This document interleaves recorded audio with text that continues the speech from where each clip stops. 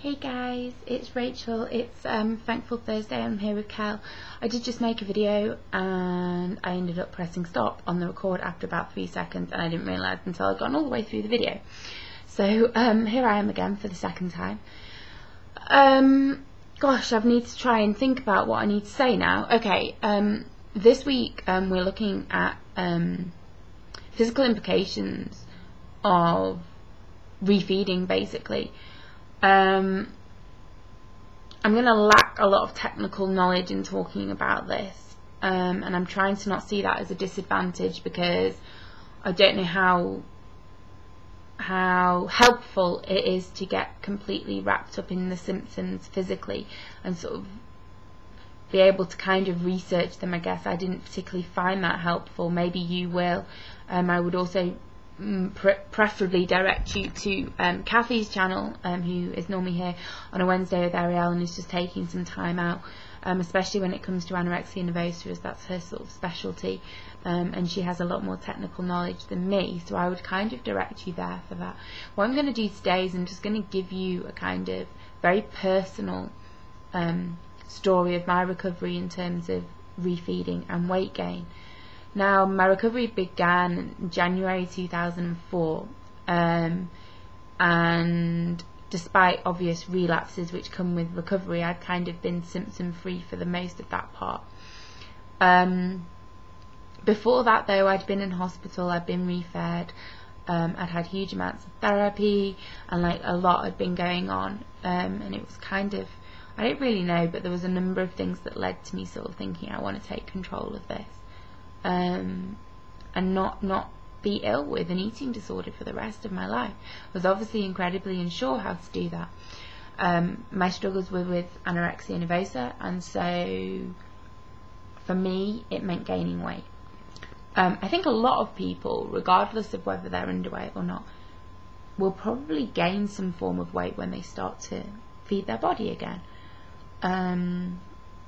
You know, I mean, I know people who have actually been a relatively normal weight, began refeeding, gone quite high up, and then actually dropped below the weight that they were when they first started because their bodies adjusted. So today I just want to sort of take you through what went on with me. I began very underweight at the point in 2004 when I did all of this, and obviously the huge part of my recovery was eating, and it was facing food and dealing with food fears, and so that was my start really. And obviously it started very slowly. My body struggled to take in food. I experienced huge amounts of acid reflux. That's something that stayed with me for quite a few years. I have purged in the past as part of my sort of eating disorder, so that was kind of very present. I also found I had a huge amount of stomach problems. I'd be in a lot of pain when I was eating. I would experience bloating, and I don't just mean that's in my head, serious bloating, abdominal pains, a lot of problems going to the loo. Those sorts of problems were, you know, really, really horrible and really, really difficult to go through. But when you've starved a body, or you've put food in and taken food out of a body, then, you know, you're going to go through all of this, and it's going to be very, very difficult, and it makes it very difficult to stay positive with your recovery, because it kind of makes you want to give up. What also began to happen as I slowly gained weight is that my metabolism began to kick in, which meant that my weight would stabilise even if it was still very low, and I'd have to kind of try to increase what I was eating to kind of keep up with that. When your metabolism kicks in, you have sweats and night sweats. I would have night sweats every single night, be changing my bedding. It was hideous. It was absolutely hideous. And also hot and cold flushes in the day as well. Kind of going through puberty, because the other thing that maybe happens is that you start to get your period back as you begin to stabilise your food. Obviously that's different for a lot of people. My period didn't come back for a good couple of years. Some people it comes back almost immediately, other people it doesn't come back and they need to consult a gynecologist. So that was an area where I had a lot of problems, and actually when I was relatively well through my recovery, they found cysts on my ovary basically, and that was a result of not having a period for so long, and literally the tubes had become quite blocked and things, and it was, you know, quite horrible really. So I had quite a few problems getting my period back, and saw a gynecologist for quite a while because of that. Again, the bloating, are there things on the market that can help? Yeah, there probably are, but you know what, I wouldn't get into all of that. I think it's just something that you really have to just deal with, and I don't know how to tell you how to deal with that, but you have to just try and deal with the bloating and the uncomfortableness. And it's going to feel like the food's right here. It is, you know, some of the time, and it's like, fuck, I'm so full, but you just have to try to get used to it. Try to get used to feeling full, because it is something you are going to experience if you're going through recovery. The other thing that helped me, I was prescribed some medication from the doctors, which kind of helped extend.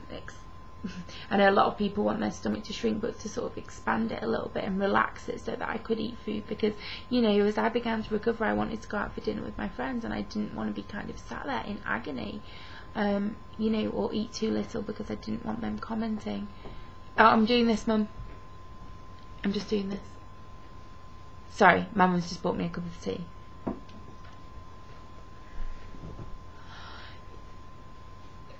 No. Yeah, so sorry about that. That was another area that was quite difficult.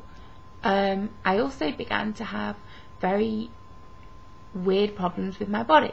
I don't know whether this was because my body was getting stronger, but I had 2 knee surgeries while I was going through recovery. Yeah, I had 2 knee surgeries.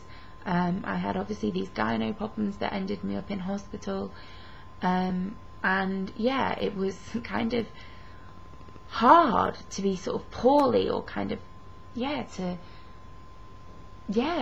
have to go through all of this really, and it was interesting to me that it happened when I was actually starting to eat better again. I think that what helped me was a kind of meal plan. It wasn't an exact meal plan, but so I had an idea of what I was eating every day. So with this fullness that comes and is so uncomfortable, and if you're used to purging as well, it's kind of there, is to have it and be like, well, hang on, I had this yesterday and I didn't feel this full, and just try to talk about it, try to just accept it.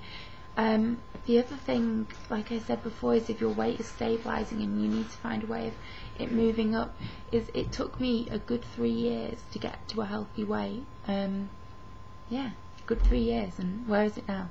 So it took me till, yeah, my weight became particularly healthy in 2006, towards the end of 2006, and it's kind of been relatively stable since then. I've had my relapses, and it's adjusted a bit.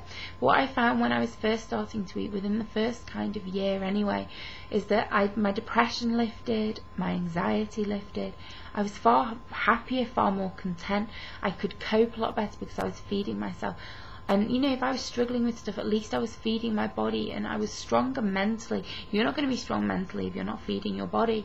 And so they were kind of, you know, the effects of sort of starting to eat again as well, which were all very positive. But obviously with that came a lot more activity, going back to university and such, and that's where again I struggled with my weight, and I lost quite a lot of weight when I did that, but not purposely. It's because of how much activity. So that's then the other stage that you have to take into consideration, how active you are. You know, if you're going to university or here, there and everywhere, you're going to classes, maybe you're exercising a bit more, you know, you need to take all of that into account. So yeah, getting to a healthy weight has been incredibly amazing, and I would never go through those first stages of refeed again. When I've had relapses, I've kind of had to experience that a little bit, but yeah, it's kind of something I wouldn't want to go through again, and I'm so much happier at this weight. I love myself more than I could ever imagine at this weight, compared to when I was very underweight. And I'm happy, you know, and yeah, I have my issues and I have my problems, but I'm happy, and I'm not a nervous wreck, and I'm not catatonic. You know, when I was at my worst with my eating disorder, because I wasn't feeding myself, I had no energy, I didn't move from my room for like 3 months. It was hideous, and I didn't wash, and it was just awful. It was just terrifying, to be honest. So there are a lot of pluses to actually getting to this point, and I'm sorry that this stage of starting recovery and getting to here is going to be so difficult, but give yourself a chance. And like I say, check out Kathy's video if you want more kind of formal information about all of this, and then I'll see you next week. Okay guys, bye.